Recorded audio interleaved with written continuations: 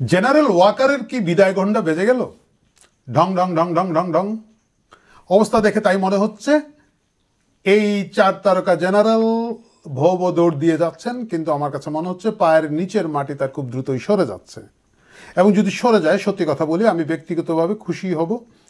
বাংলাদেশের ইতিহাসে এত দুর্বল একটা সেনা প্রশাসক, এত দুর্বল একটা সেনাপ্রধান, এত ধান্দাবাজ টাইপের একটা লোক এর আগে কখনো এসেছে বলে অন্তত আমার স্মৃতিতে মনে পড়ে না।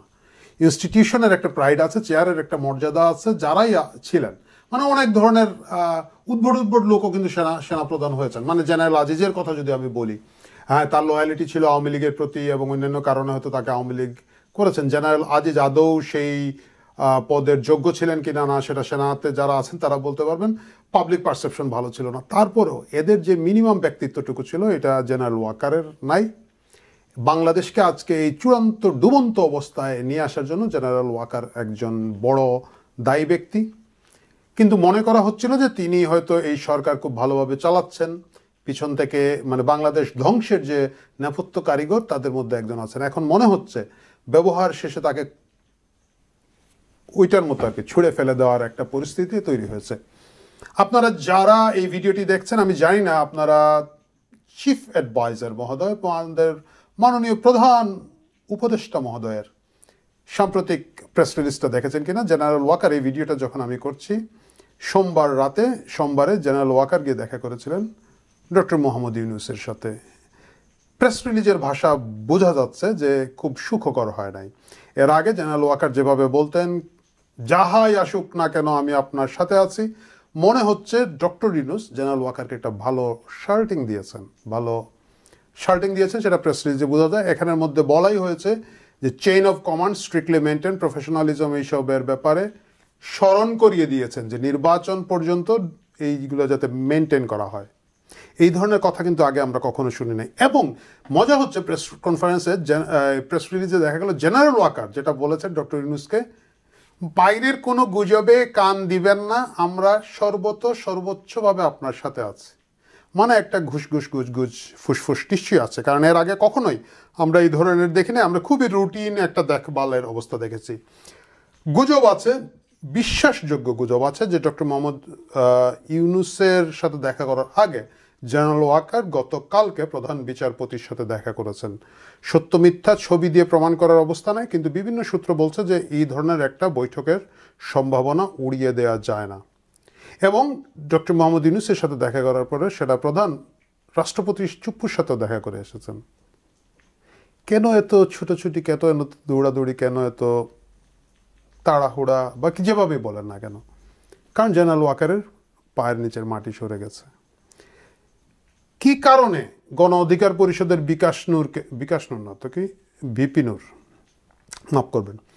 ভিপি নূরকে গিয়ে এই পরিমাণ অমানবিকভাবে মারতে হলো, কি কারণে নির্যাতন করতে হলো আমরা জানি না। এর বাইরে এখন ডক্টর মোহাম্মদ ইউনূস সরকার চারপাশে এমনভাবে বেড দিয়ে রেখেছেন যে জেনারেল ওয়াকারের পক্ষে এই মুহূর্তে চাকরি বাঁচানো মুশকিল হয়ে গিয়েছে, এবং এটা হওয়া উচিত। কেন হওয়া উচিত?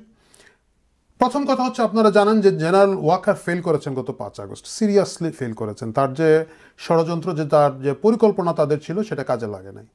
শেখ হাসিনাকে হত্যার যে চেষ্টাটা ছিল সেইটা কোনোভাবেই বাস্তবায়ন হয় নাই। 5 আগস্ট ঢাকা শহরে গেট খুলে বিভিন্ন জায়গা থেকে রাস্তার ব্লকেট খুলে দিয়ে সেনাবাহিনী মানুষ ঢুকাতে সাহায্য করেছিল, এবং আমি বিশ্বাস করি একটা পরিকল্পনা ছিল যে গণভবনে ঢুকে শেখ হাসিনাকে অপমান করে হত্যা করা হবে। হয়তো তার লাশ ঝুলিয়ে রাখা হতো, যেরকম এর আগে 2-4 দিন পুলিশের লাশগুলোকে ঝুলিয়ে রাখা হয়েছে, সেই ধরনের একটা চেষ্টা ছিল। এবং মানুষকে ওইদিকে মোবিলাইজ করার পিছনে জেনারেল ওয়াকার ছিলেন। এবং তিনি যখন ক্যান্টনমেন্টে বিভিন্ন রাজনৈতিক দলকে ডেকে বৈঠক করছেন, তখনও কিন্তু Sheikh Hasina sitting prime minister, Sheikh হাসিনার সাথে কথা না বলে তিনি একটা কমান্ডিং অফিসার একটা ইউনিফর্ম পরা অবস্থায় এইভাবে বাইরের রাজনৈতিক দলগুলোর সাথে বৈঠক করতে পারেন না। আমি ধরে নিলাম যে তিনি শান্তি শৃঙ্খলার জন্য কথা বলতে চাচ্ছিলেন, সেখানে he should include prime minister, তখনকার সিটিং প্রাইম মিনিস্টারকে করার নাই।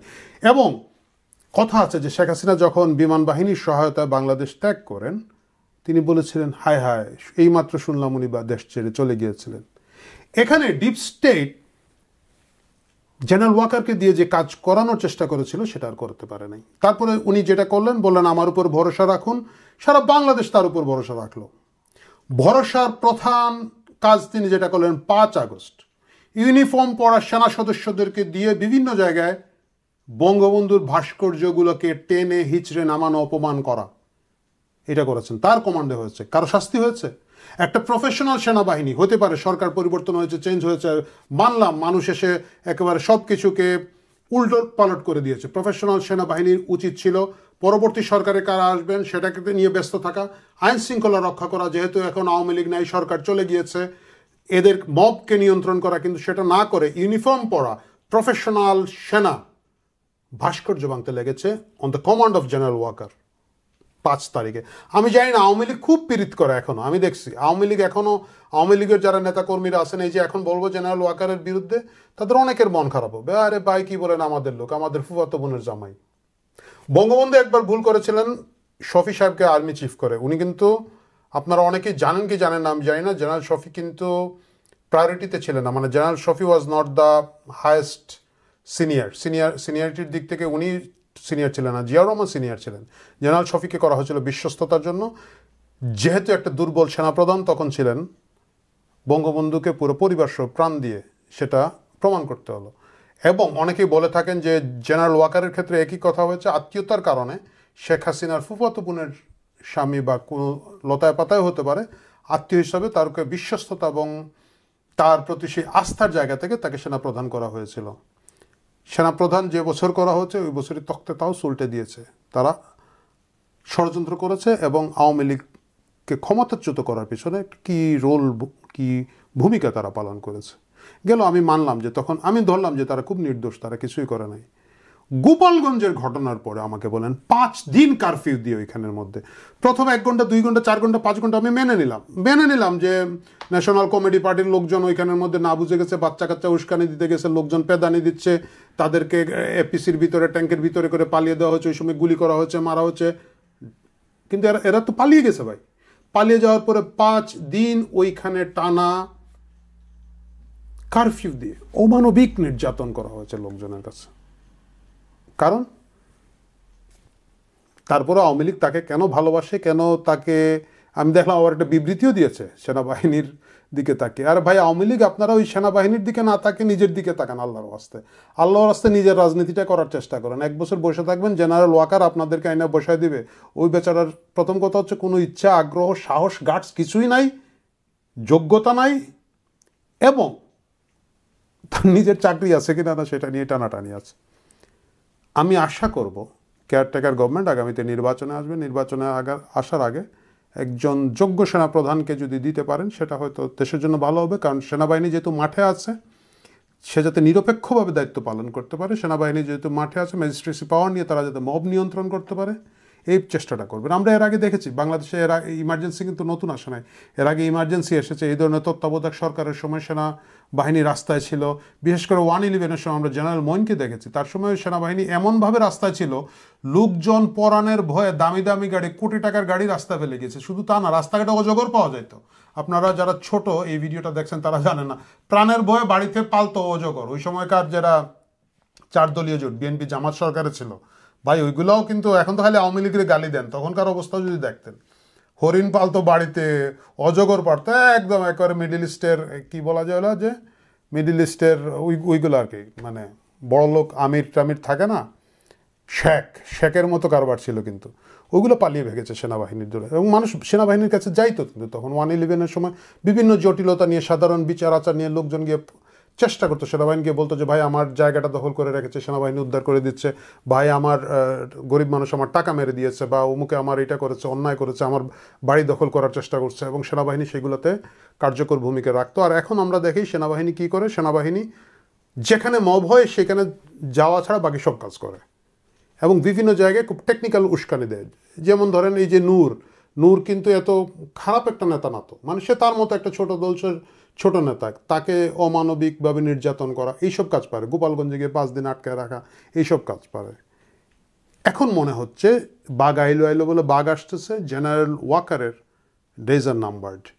দেখা যাক আগামীতে কী হয়। প্রিয় দর্শক, আমি আপনি সকলে মিলে দেখতে থাকব, এবং এই সেনাবাহিনী ব্যারাকে ফিরে যাওয়ার জন্য অধীর আগ্রহে অপেক্ষা করব।